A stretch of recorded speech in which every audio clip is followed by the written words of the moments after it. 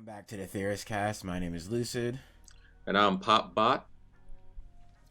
And we're just here with another episode with the final or almost final episode of Loki and our first MCU movie in what, a year? Almost 2 years? Wow. It's been a minute, that's for sure. It has been a minute, especially with our last one being Endgame. Well, technically, I guess, Spider-Man, but really Endgame. Being our last real MCU movie. Black Widow kicks off Phase 4. Yeah, and which we look like is going to be, it seems like it's going to be an interesting phase for what was a prequel movie that was technically three movies before, almost 3 movies before the final movie that it appeared in front, because it was right after Civil War. Yeah. But before Infinity War it kicked off. So we're still in the early days. Like this was still before Black Panther. Oh no, this was after. This was might have been like right before Black Panther, because before they sent Bucky over there with him to then be able to fight later. So to set up a lot of things like Red Guardian, the Widows, Taskmaster, we got, and I mean, let's say I said it.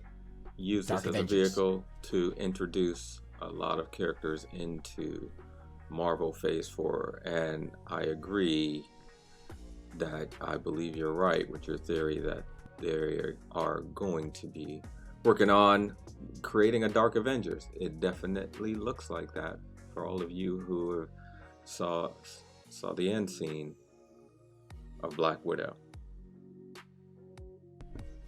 Yeah, and it's I like what they're doing. Like, some people complained where it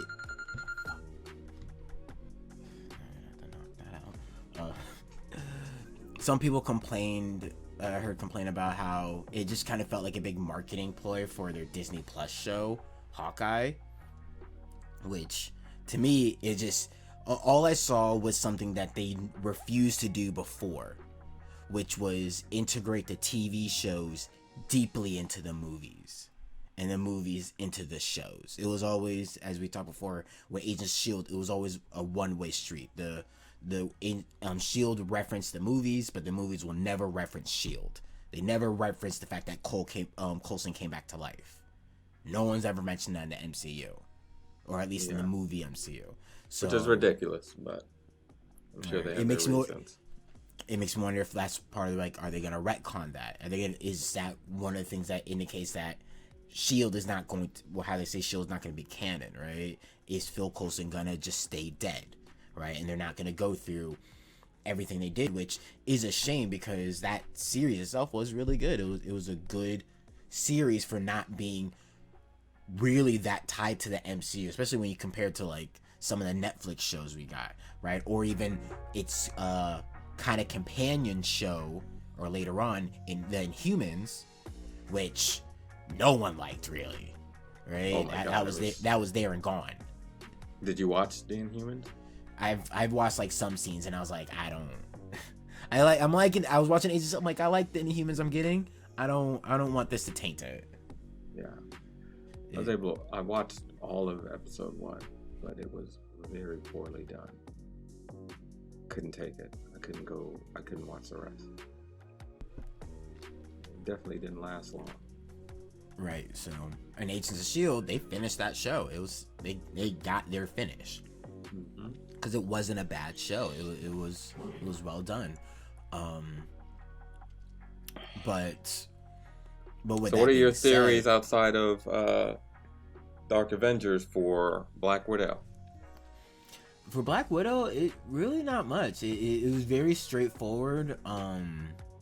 It did feel like it was setting up for Hawkeye, even when, like, the references earlier in the film, and spoilers if you guys haven't seen it, but at this point, if either you have a TV at home, you go to movies, there really almost isn't a reason why, if you were going to see this movie, you haven't seen it yet.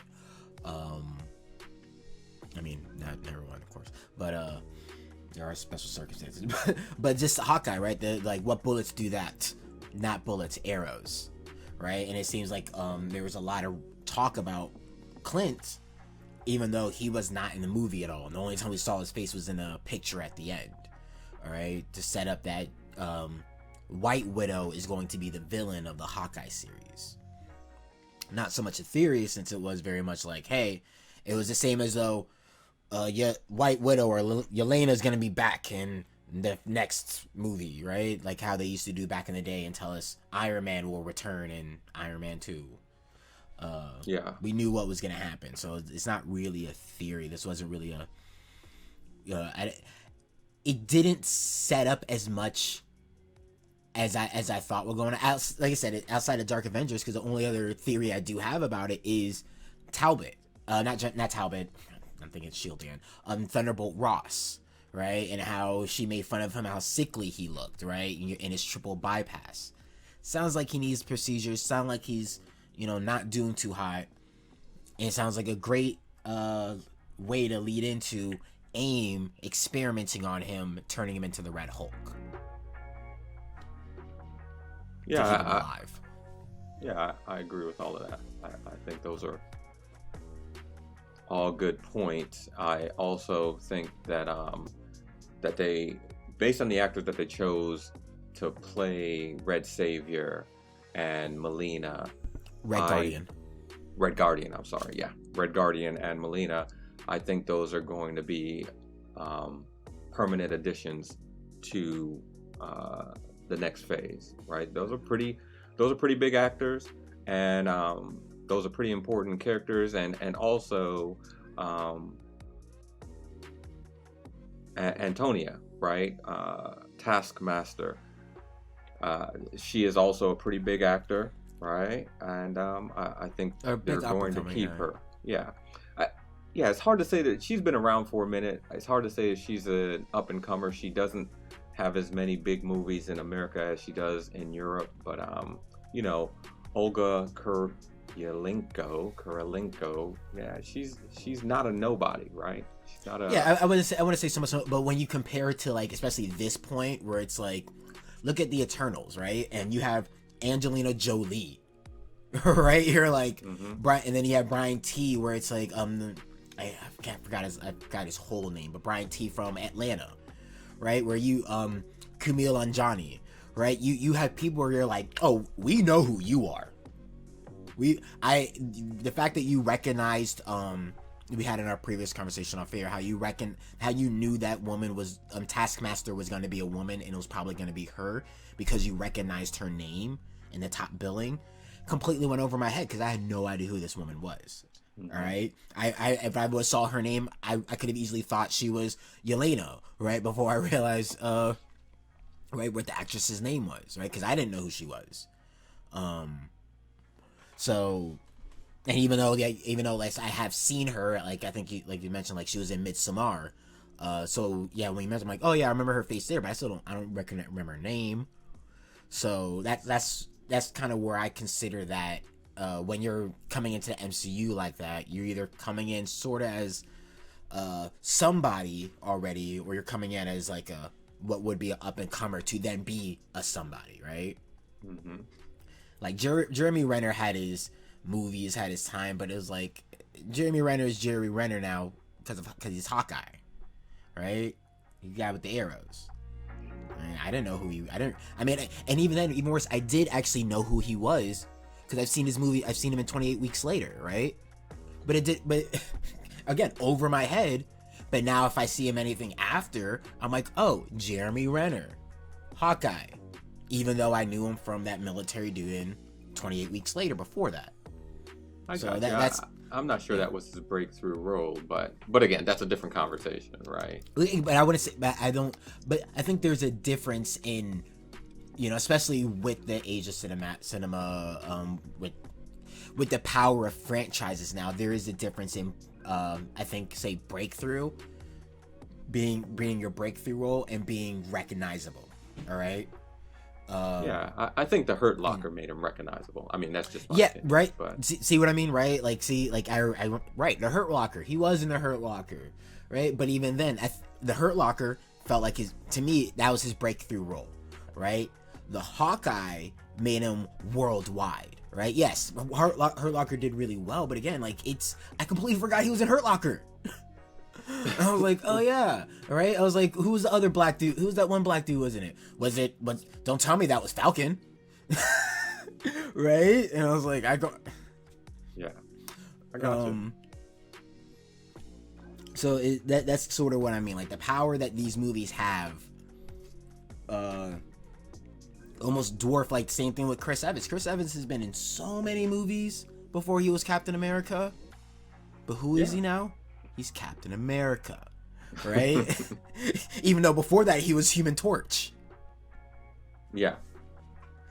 Right? Yeah, no one wants to remember that movie though. But yeah, I hear what you're saying. I just think that those characters that they did present in Black Widow, they're going to have a larger role in Phase 4. I hope that some of them will actually become Avengers. I could see Taskmaster fitting in to an Avengers team, and like we've spoken about, I believe Taskmaster's story needs to be modernized, and this is a good vehicle for it, to throw her into the MCU. Yeah, if I wouldn't be mad at Taskmaster being part of an Avengers team if it's like they do in the comics, where sometimes they have to partner with people that they don't like, they would otherwise be fighting with because the mission deems so. But I can't see, not what the character she is. I'm sure she's a wonderful actress, and like, again, I don't know what she's been in, and I'm sure she's talented, but like the character of Broken Girl, like burnt face, is just like, I can't see that being a permanent part of the team of Avengers, right? I can see that more being like someone that comes in during like a Civil War, right? Like really how Civil War should have been, where it wasn't Tony just getting other Avengers that disagree, but it was like, no, I got bad guys. I got straight up villains to fight for me, right? Like that's really what, and that was kind of the issue, is that that was pushing Tony over the edge, was that he was willing to go as far as literally hire murderers to fight for him, and got some friends killed because of it. Yeah, I got to think about that one more. So to me, like, I feel like Taskmaster does well in that place, as the someone that they reluctantly have to work with, so it adds tension, right? Because people also make fun of the fact that MCU is always jokey jokes, which is, yeah, I mean, comics were, they're comics. But have you not read a Marvel comic? The jokes. There's a good amount of tension on the team, but yeah, there should be some lightheartedness. So what do you think about Loki? It was a fun episode. Probably the most fun I've had. In terms of, like, I laughed. I liked all the Lokis, but in terms of just an episode, like, anything happening, yeah, not a thing to me. So yeah, unless I miss all the subtleties that were, all the story points that were meant to move the story along, outside of course, the ending of the episode, nothing really happened. But it was a fun episode to watch. I'm wondering if Kid Loki's sword is going to be important, but I do want to say, like, based on what they've done so far and what happened in that episode and where we're at, it's like I kind of have no idea where Marvel's going with the Loki story and how it is going to impact this next phase of the MCU, outside of what you're saying, where Kang is controlling the timelines, and he's going to be the main villain. He's going to be the next Thanos. So we'll see. I think it's early for introductions, though.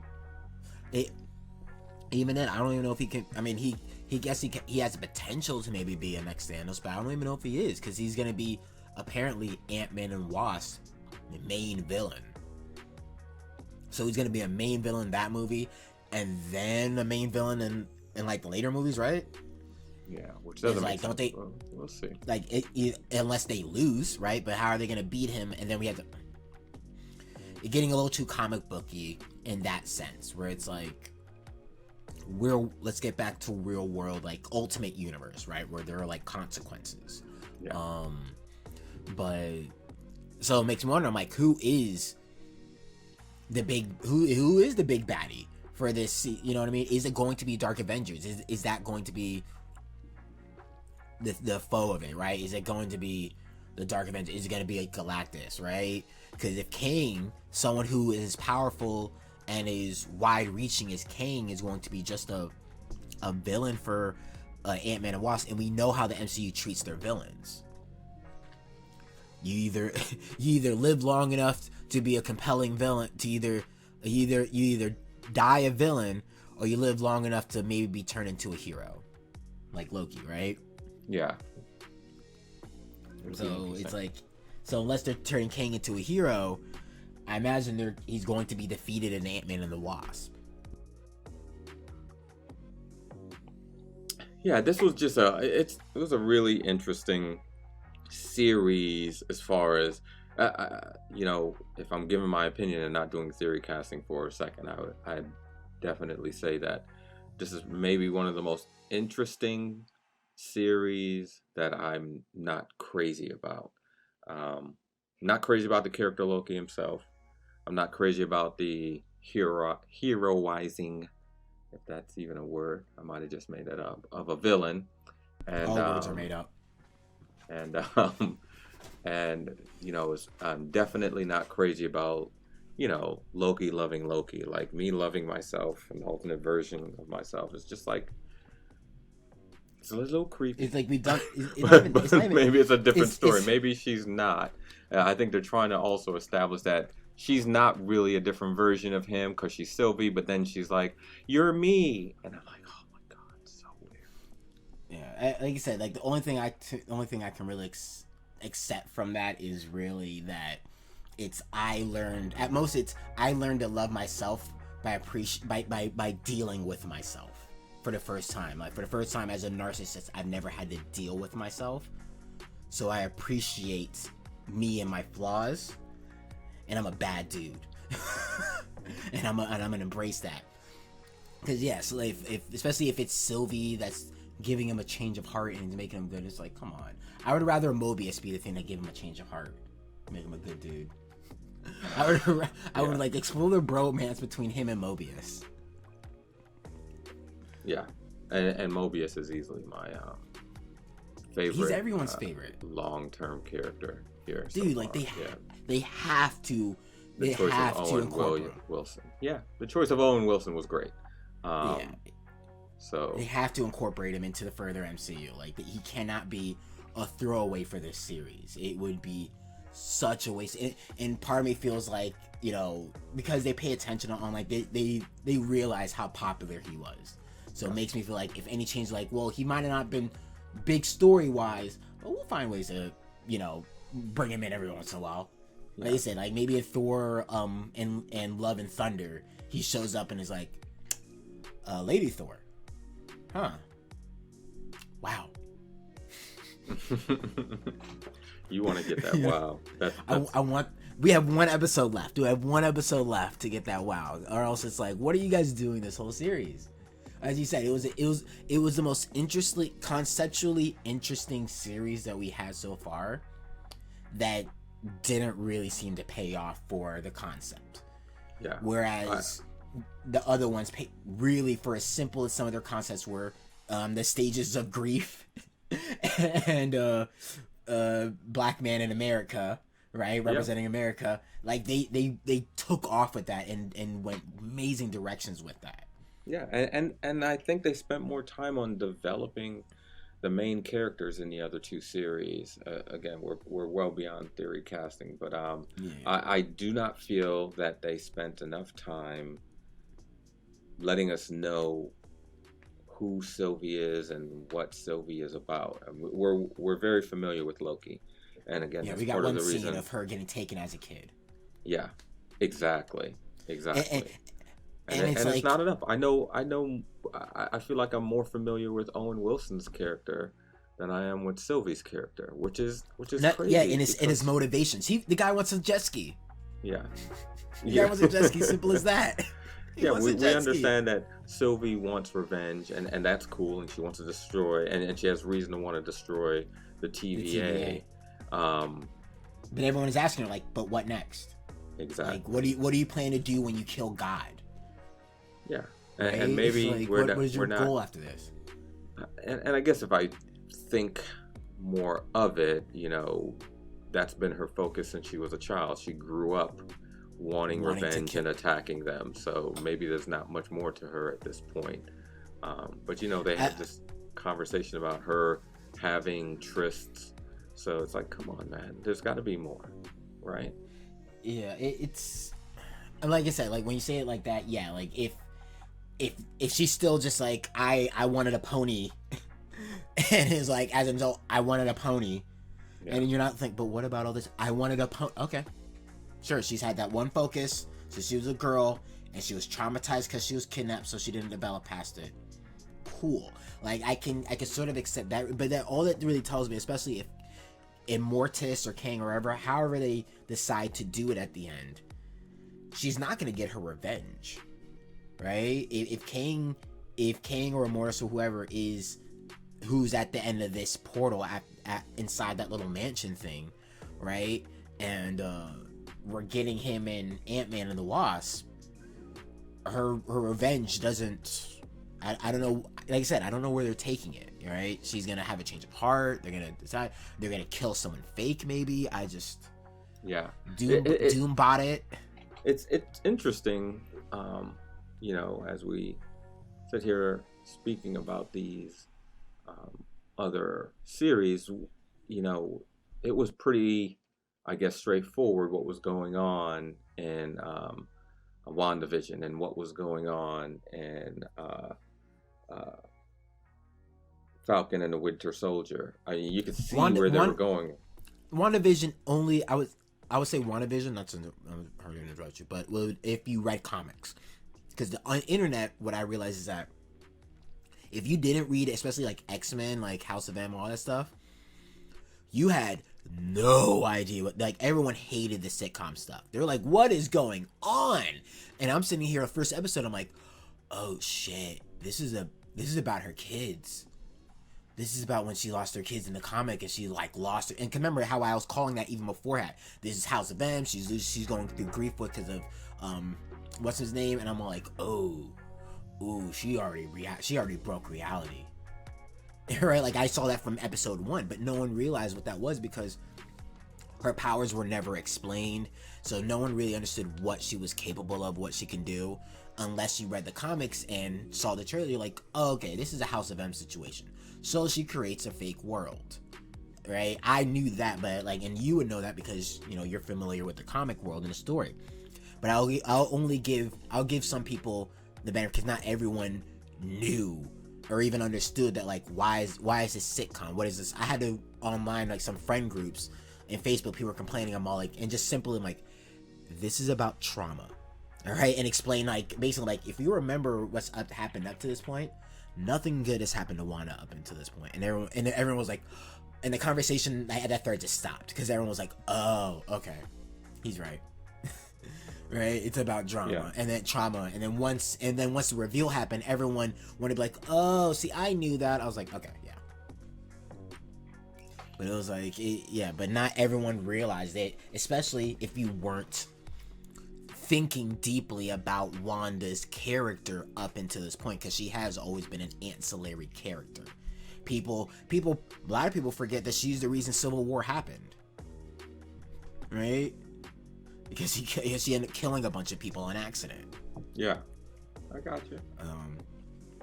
And nondescript African country. So, but your point is like, but Falcon Winter Soldier was straightforward though. In terms of you knew where this was going. You can tell where this, where this series was leading to. Yeah. So maybe the intelligent writers at Marvel, they knew what they were doing. They gave us something that was easily digestible and entertaining in the first two, and they're challenging us with this latest one. Or maybe I'm overthinking wibbly wobbly timey-wimey Loki. Yeah. Shit. Yeah, exactly. So, because I you know how some movies, they're really really good, and they're too good to complete properly. You know, I'll my the first movie that comes to mind is Lucy. Lucy was great up until the end So, because it was just it too was just a big. it was like, Yeah, where do you go with this where do you, concept? The where concept do you is really go? good, but Exactly, yeah, exactly. So it's like you can't close this out, right? like outside of So making her a literal god, like what else could you do? What about a yeah. USB? Sure. So It's like whatever, just get it hopefully done. hopefully Marvel does a better job of wrapping this up, and but I, I'm very interested to see where this is going, how they're going to wrap this up. Because yeah, your idea, your theories are great, but they don't fit in with just pushing this into Ant-Man and the Wasp. Because if you do, what happens to Loki and Sylvie?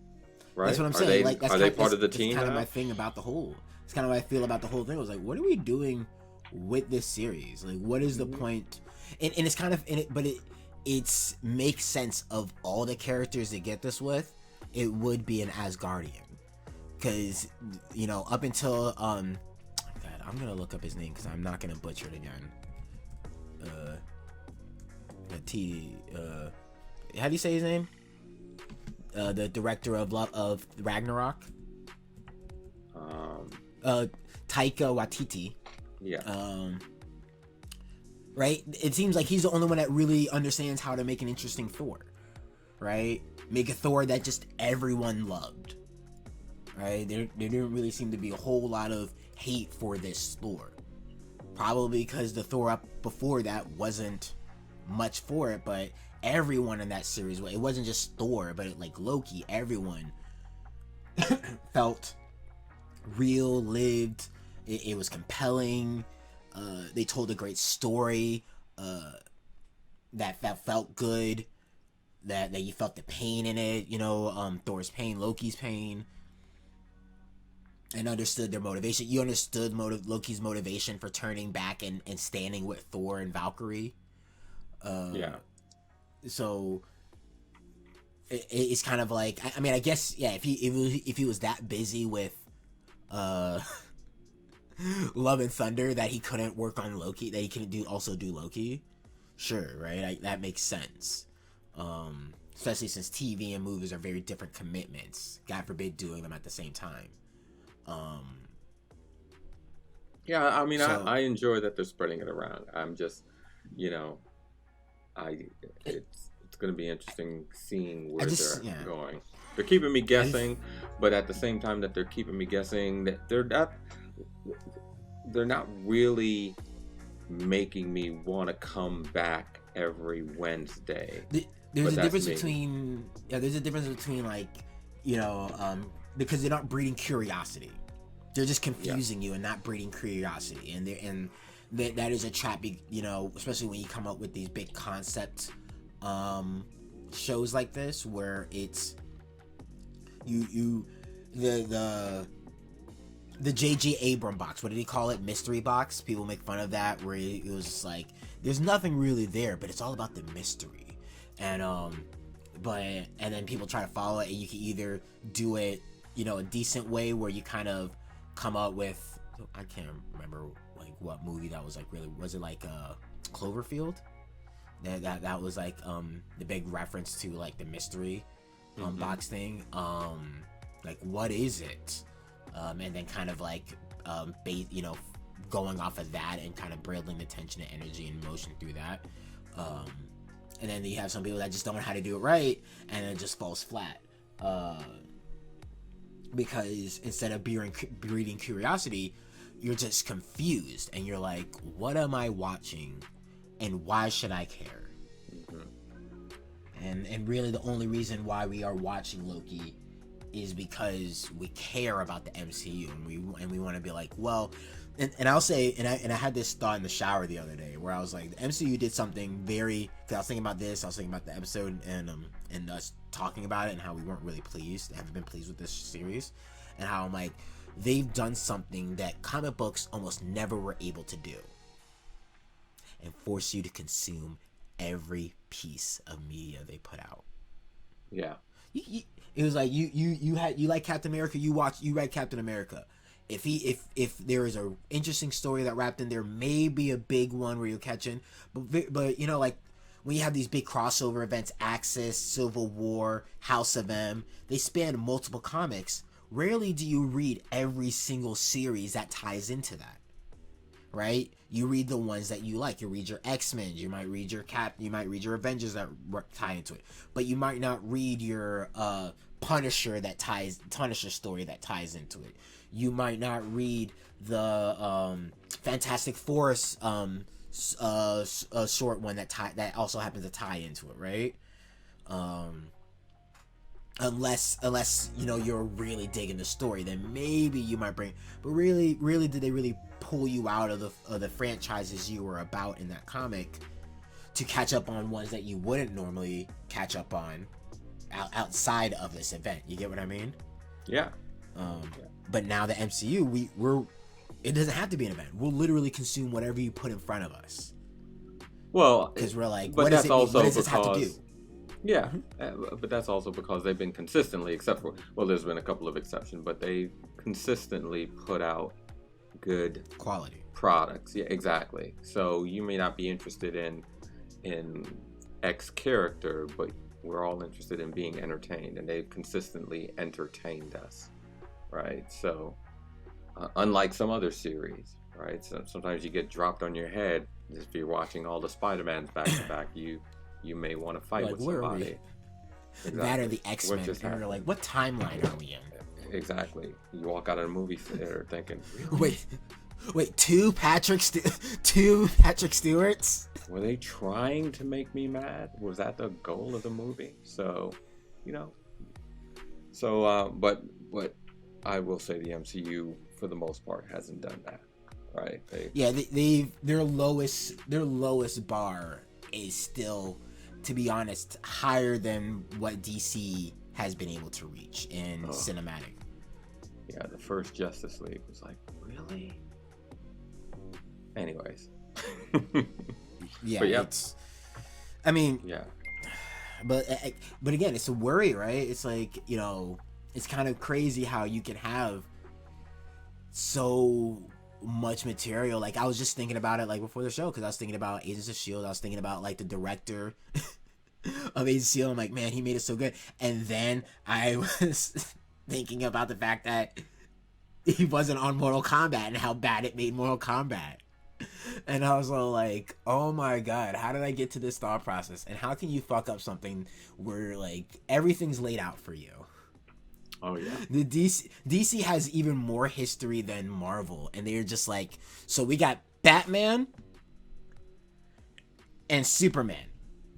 Which movie should we make? Yeah. How about we got Batman or we got Superman? Right? and then just someone's in the back just like, I like to make the movie about the guy that runs really fast. Yeah. Right? And they just, I don't know. Because again, how much effort have they put into giving us Batman, and we have yet to even get one Flash movie? Yeah. Like, we still have a new Batman coming out. I think Flash movies can be harder though, but explain why. Like, because I mean, granted, like, not, you know, it's not really TheoristCast, but I personally think a Flash movie can be really told really well if you care about Flash, right? I think that's always been one of the big difference where I find with these nerddoms and these reboots and these recreations or modernizations is that you have to have a love. I mean, MCU, Kevin Feige, you know, if you look at some of his interviews and what he talks about, I'm like, man, this guy loves comics. He's been part of Marvel for how many? 20 years? This guy's been, oh my god. Right? Like, no, this guy's a nerd. No wonder this guy's been waiting for his moment to see this stuff on the big screen just as much as the rest of us. while the rest aren't the case, right? Well, coming up with compelling villains that you can put together in a 2.5 hour movie, where, because you have to care about the villain, but you also have to care about the hero, and the conflict has to be so. Everyone complains about the Man of Steel and how much destruction, and about Superman killing, right? But if you are trying to broaden your audience and you have a more sophisticated audience than you did in 1920, right, or 1950, you've got to give a story to an audience that makes sense. So you have these men with godlike strength and powers, and you have to create a compelling battle. So now you have Flash, which is the fastest character in the DC universe. Well, who's going to fight him, right? Yeah, I mean, you're not going to make it Superman, because Superman's going to punch him in half, right? And you're not going to make it, a character like Zod. But then you have to orchestrate those fights, so you don't have scenes like you had in the Transformers, right? The second Transformers, where the characters are fighting, or the first Transformers, where the characters are fighting, and people are like, "What the hell is going on? I don't understand it." And I think that's why they're probably have an issue. And I can tell you why we already have the perfect Flash story and easy to translate movie, because we've done it like several times.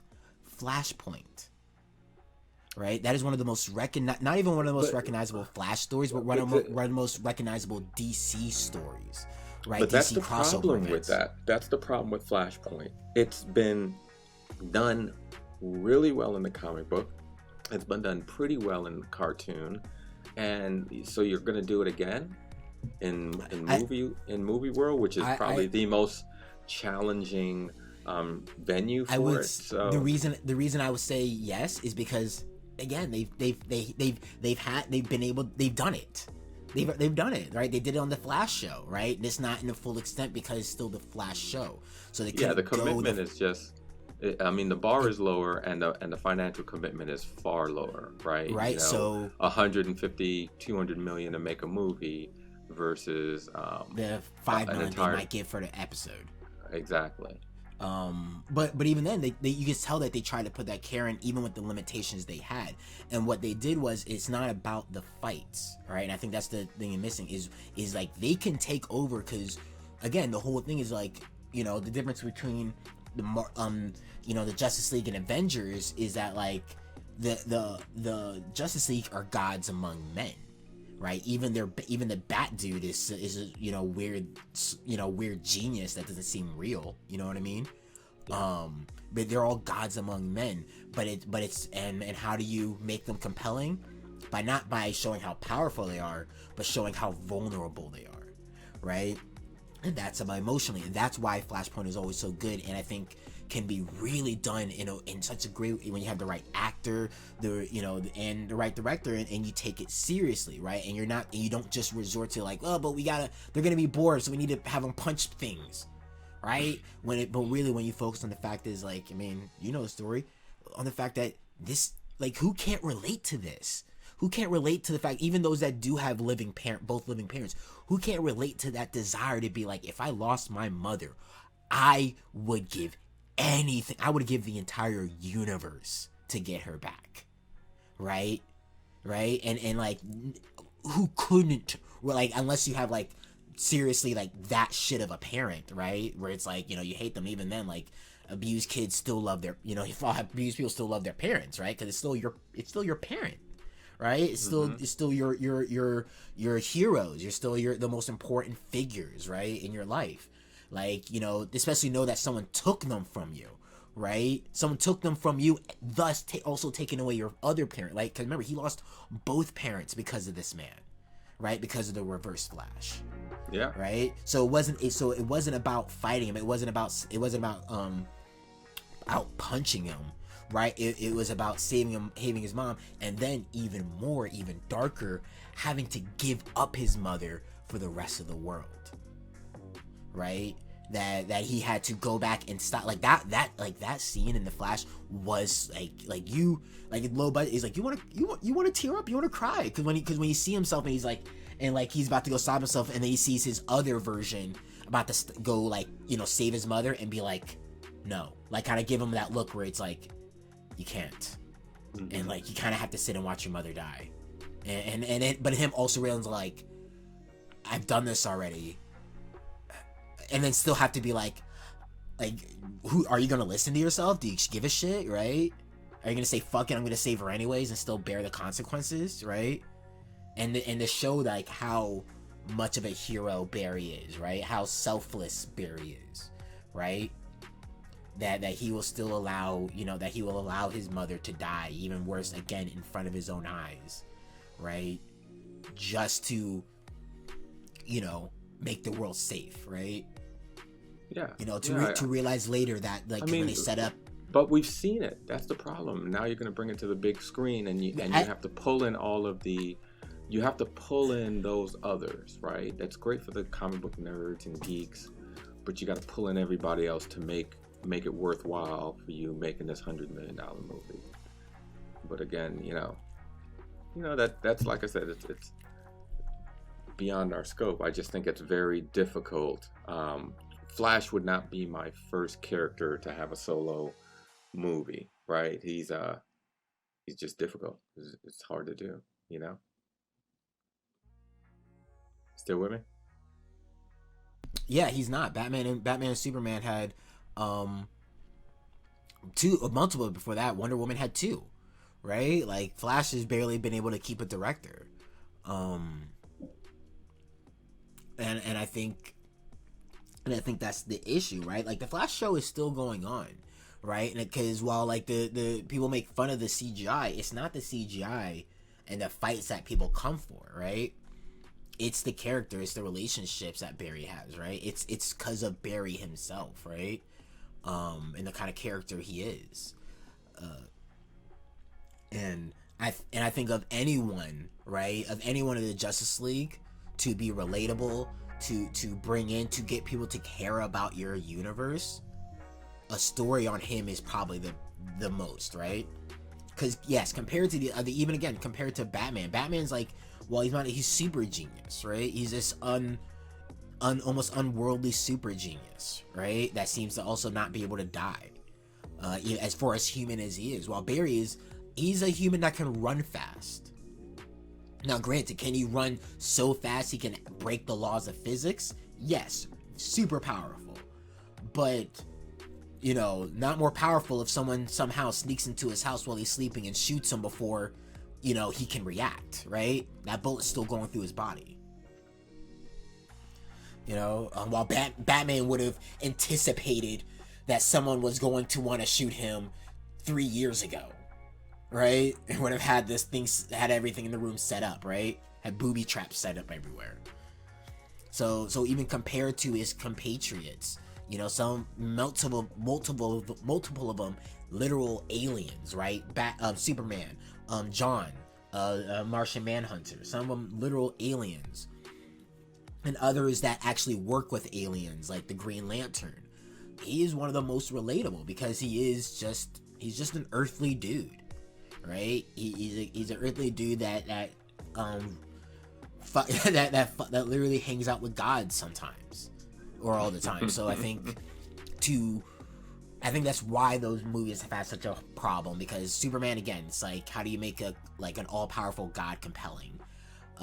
Batman, we've done him 1,021 times, because the difference is we've done him cartoons, comics, TV shows, and movie, right? We've done him multiple times in movies, right? Yeah. I don't think, and we've done his fucking origin story in all of them. Hell, we did his origin story in Joker. Right? like we know, we get it. Batman's parents died, right? Most people don't know the Flash's origin story. Sure, nerds do, but that's not the point of the movies. The movies is to get everyone, and not everyone is watching the Flash show, because yes, that is a commitment, right? That is a time, right? But people that don't watch the Flash show, there's a chance that some of them are going to at least go see the Flash movie, right? And you can actually tell that story, because it was the same argument with the Mortal Kombat, where I get annoyed where people give it like, oh well, no, this isn't 2000s where Bowl was doing all the video game movies. We can make good video game movies now, right? We have the material. We have the technology. We have the ability. Rebuild them. They're still not consistently doing a good job, though. Yeah, but we also have the ability, because, I mean, you know, they just choose not to. Look at Sonic, right? It was easily could have been a mess because some people who had no place giving directions decided to give people directions. And then the internet was like, we'll burn you to the ground if you release this. All right, the Sonic fandom is a dangerous fandom. They will hunt you in hedgehogs. They'll throw hedgehogs at you. But you get what I mean, right? Like, we've all these other people have gotten their chances, right? And I don't think putting Flashpoint on the big screen would be. I wouldn't say it would be easy, but I think of them, it would be the highest rewarding. I think of their movies, if they really wanted to compete with the MCU, that's where they have to go, right? Because the MCU, even then, like, where it's dark, like, they don't necessarily have gotten that dark, and they've gotten dark at times and stuff in ways, and like with Geometry, if they're getting there, but the Flashpoint story is a dark story, especially in the alternate universe that he ends up creating, right? Like, he ends up getting everyone and his friends killed.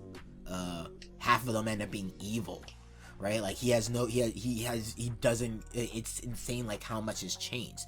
And you can still do it because these stories have been around for so long that they don't necessarily need to hold our hands and to be like, you know, this explain the changes, right? That Batman's dad is Batman's dad, right? Or Batman's dad is now Batman, right? And instead he died, right? And Wonder Woman and Aquaman are fighting each other, right? All those things were told in the Flashpoint animated show, right? Animated movies, yeah, right? Mm-hmm. And those movies don't get more time than some of these cinematic movies are getting now. These cinematic movies are now 2, 3, 4-hour events, right? Yeah. Way longer than these animated movies are getting, and these animated movies are able to tell these stories concisely. So why these movies should be able to? The technology is there. Again, it's just the fact that the people who are putting the money in don't care about it. They're just looking for their return. While it's the opposite is, while Disney's looking for their return, the people that are taking care of it and putting their money in also actually care about it, right? So if they really wanted to show Marvel up and show, like, because especially once they get the Eternals, God forbid, like, the Eternals, like, give you some deep story. That movie's gonna be cinematic. That movie's gonna possibly be deep, right? It's gonna be, what are you gonna do now, DCU, right? Give us another Batman movie with Edward, you know, right? Vampire Boy. Well, they're giving us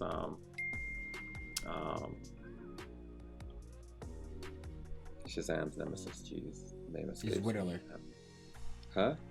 What? His Riddler? The No, Shazam's nemesis. Dwayne Johnson's playing, Black Lightning. No, Black. Is it Black Lightning? No, not Black Lightning. I'm thinking. It's like we both lost the name. We ought to be ashamed of ourselves. Should be fired. Right. Well, I mean, hey, look, I'm here on MCU, right? If they wanted me to remember his name, DCU should have caught up. I didn't know the Guardians of the Galaxy, but I know them now. Right? So you just blame DC for me not remembering whoever the Rock's gonna play. But yeah, so we'll see. But again, it's like, you know, it's interesting, right? It's interesting that the kind of Black Adam, right? But because I knew it was Black something. But the DC, it's interesting, like, the kind of names that DC's grabbing, DCEU is grabbing, and just kind of like squandering it, and then MCU is sometimes picking, like, people nobody's heard about, and we're like, we love them now. Who's Chris Hemsworth? We love Chris Hemsworth now. Well, come on, people knew Chris Hemsworth.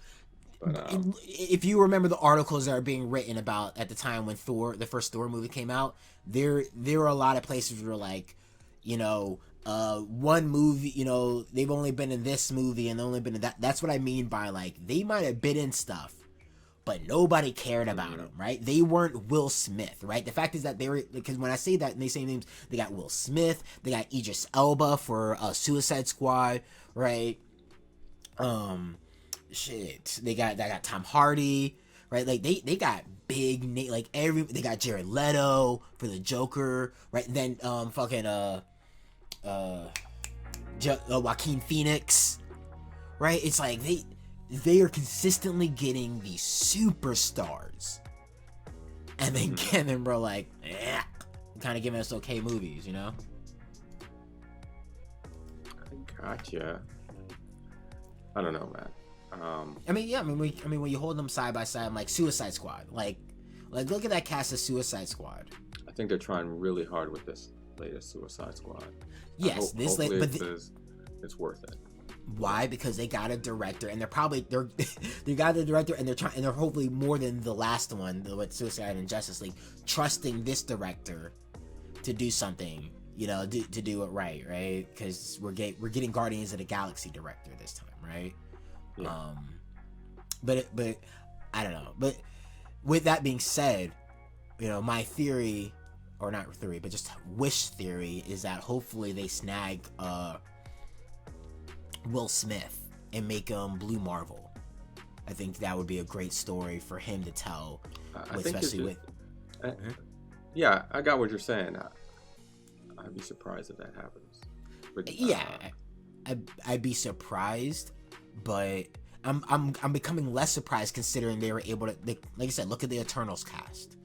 So, you know, they're willing to go for the superstars for certain roles, right? And they felt like this godly figure Angelina Jolie needed to be a godly figure, right, in the MCU.